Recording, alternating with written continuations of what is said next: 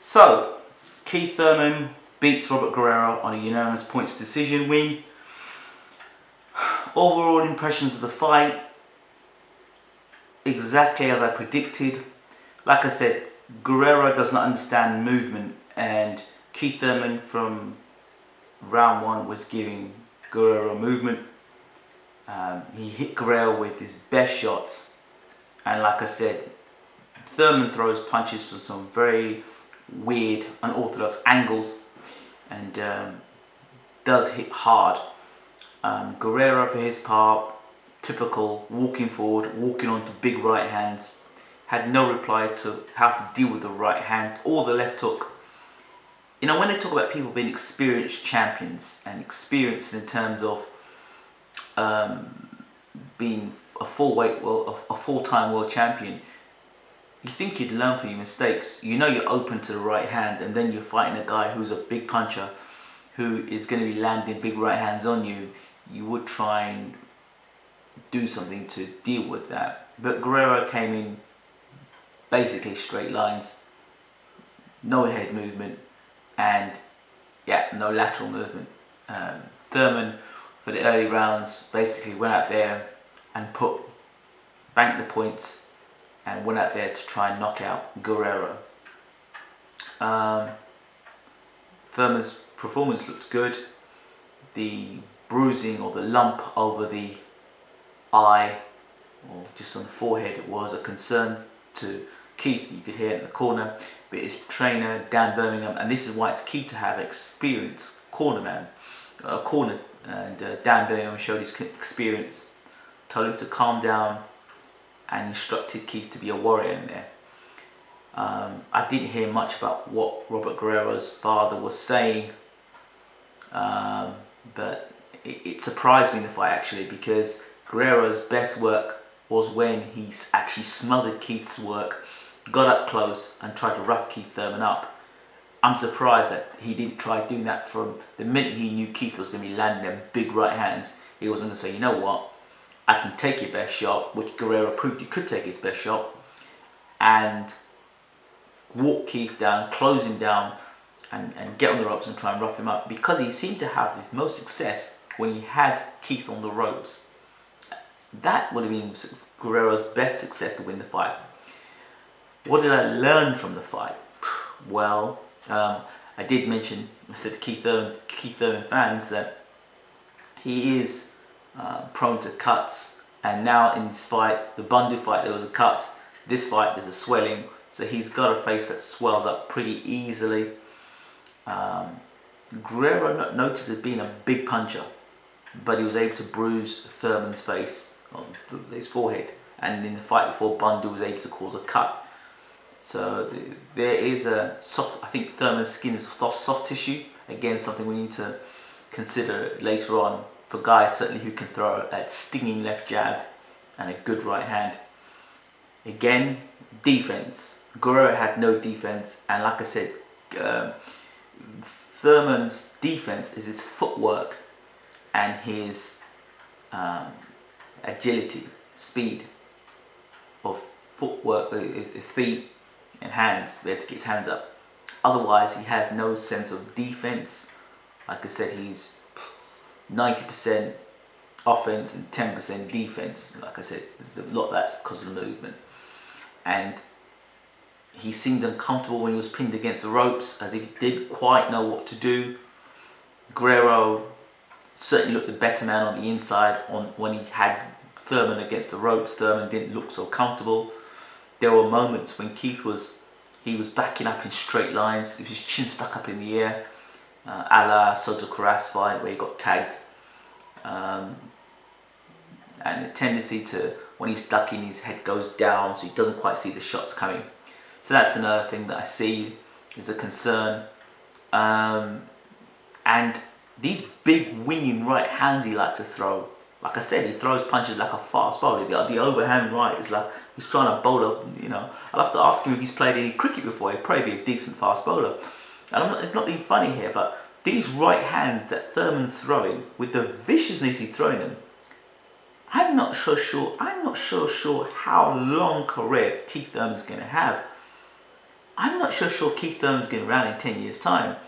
And if he is, I'm not sure if he'll be operating at top level, because those punches he's throwing from unorthodox angles and loading up is going to have wear and tear on the body. We know he's had shoulder injuries beforehand. And I just wonder, since the shoulder injury and he's come back, he's now dropped Bundu and he's dropped Guerrero, but unable to finish those two guys off. None of those two guys have been knocked out before. But here's the point. Keith talks a lot about one time. All he needs is one time to drop you, one time to hit you, and you're out there. Well, the last two fights, Keith has one-timed both opponents. Both opponents have gone down, but both opponents have got up to see the final bell. I mean, if you look at the round where he dropped Guerrero badly, Guerrero got up and he literally was holding Guerrero, almost had Guerrero up the ropes and loading pot shot and hitting him with his biggest shots and couldn't get Guerrero out there. Testament to Guerrero's chin and his toughness, and Guerrero was able to come back in rounds 11 and 12 to really give Keith some problems on the ropes. So, I don't know. It was a good performance. This is his best performance to date against a top operator, which is Robert Guerrero. Only been beaten by Floyd Mayweather and somebody else years ago. But other than that, I think it was a good performance. I tell you what, I'd like to see. I would like to see Keith Thurman fight Adrien Broner. In fact, I'd like to see Robert Guerrero fight Adrien Broner, to be honest. So a good win for Keith Thurman. Where he goes next, I'm not sure. But again, my concerns: defense. He's got to get a better defense.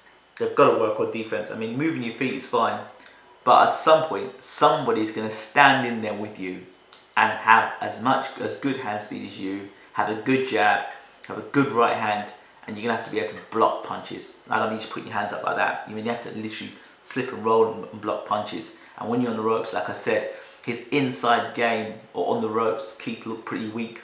Only when Guerrero actually gave him the space, then he was able to throw a little combination punching. Otherwise, when he was on the ropes, he looked disorganized and uncomfortable. And that was Guerrero's best part of the fight.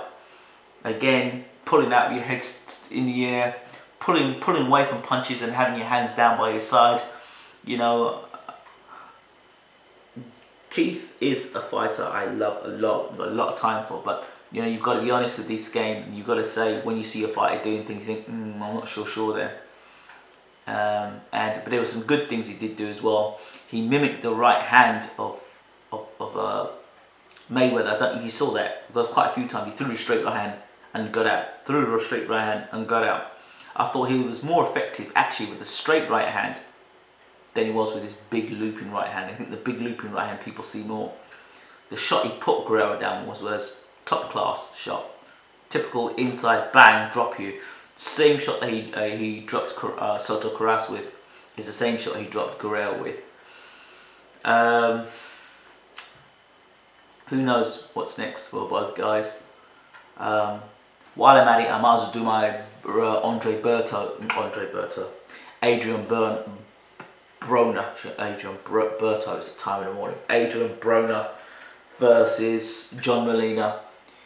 AB, another boring performance. I tell you, something's happened to that man since the Maidana fight, and this tap jab right hand, it's boring, it's not exciting. And John Molina, you know, he gave it his all. I said if he was going to win the fight, he'd have to win it by knockout. I said Broner win the fight in points, but it was not a masterful display.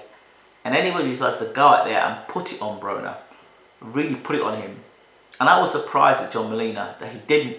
From the first bell, he said from the first bell he was going to go out there and he was going to put it on Broner. And I think he just said that for the cameras. I think at the end of the day, Molina said, you know what, I don't want to get stopped by Adrien Broner. I'm going to go 12 rounds to this guy.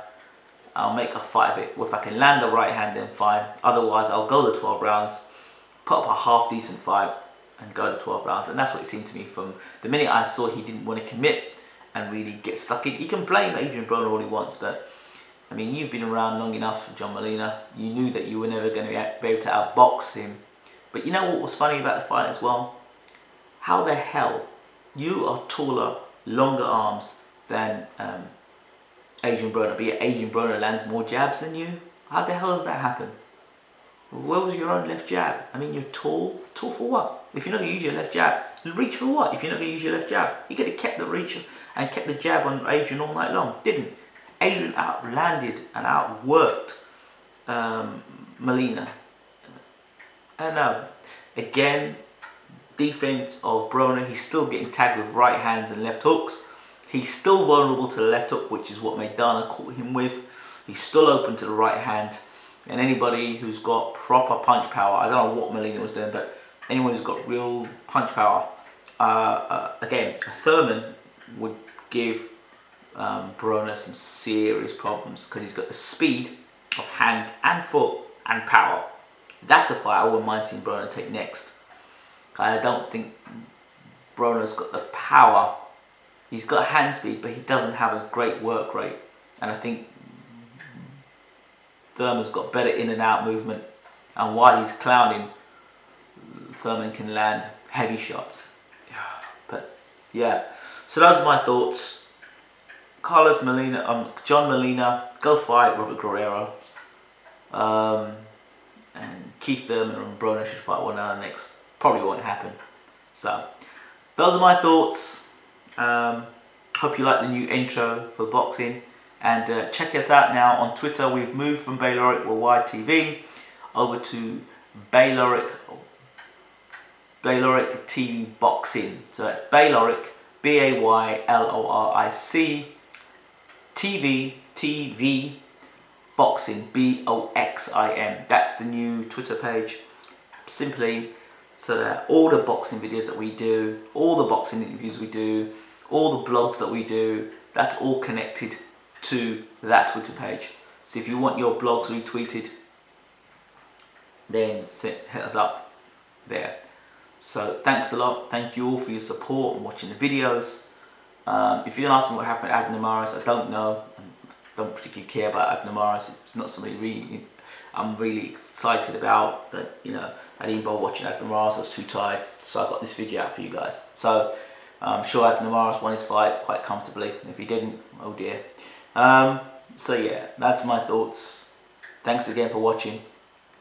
And I'm going to try and hopefully do a new section for boxing. Something a little different for 2015. Yeah, I think this is it. Ingram Jones, very tired, almost exhausted. I need to get to bed and get some sleep. Congratulations, Keith Thurman. Well done. Another boring performance from Adrien Broner. And I'm out. Take care.